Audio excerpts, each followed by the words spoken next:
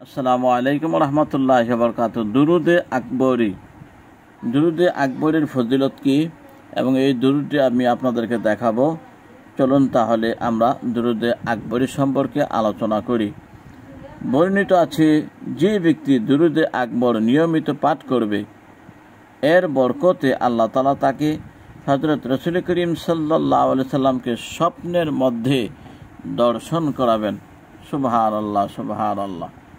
আর আল্লাহ তাআলা তার জন্য জাহান্নাম হারাম করে দিবেন এবং জমিন ও আসমানে তার কোনো অশান্তি হবে না, বরং শান্তিতে থাকবে।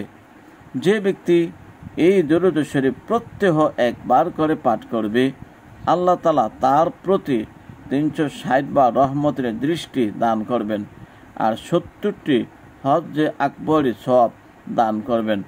আখিরাতে তাকে বেহেশত দান করবেন, যা ইয়াকুত পাথরের দ্বারা নির্মিত হবে। প্রিয় দর্শক, এই দুরূদ শরীফটি অনেক লম্বা, অনেক বড়।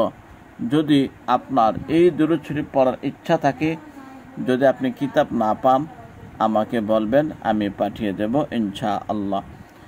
আসসালাতু ওয়াসসালামু আলাইকা ইয়া নবী আল্লাহ, আসসালাতু ওয়াসসালামু আলাইকা ইয়া রাসূলুল্লাহ, আসসালাতু ওয়াসসালামু আলাইকা ইয়া হাবিবাল্লাহ, আসসালাতু ওয়াসসালামু আলাইকা ইয়া খায়রাল খালকিল্লাহ, আসসালাতু ওয়াসসালামু আলাইকা ইয়া সাইয়্যিদাল মুরসালিন, আসসালাতু ওয়াসসালামু আলাইকা ইয়া শাফিল মুজলিমিন, আসসালাতু ওয়াসসালামু আলাইকা ইয়া খাতামিল আম্বিয়া'i, আসসালাতু ওয়াসসালামু আলাইকা ইয়া ইমামুল মুত্তাকিন, আসসালাতু ওয়াসসালামু আলাইকা ইয়া ইমামুল মুরসালিন।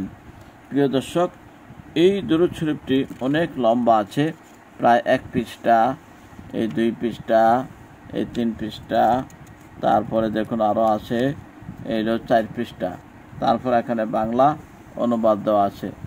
অনেক লম্বা দোয়া। যদি এই কিতাবটি দরকার মনে করেন তাহলে আমাকে বলেন, আমি পাঠিয়ে দেব।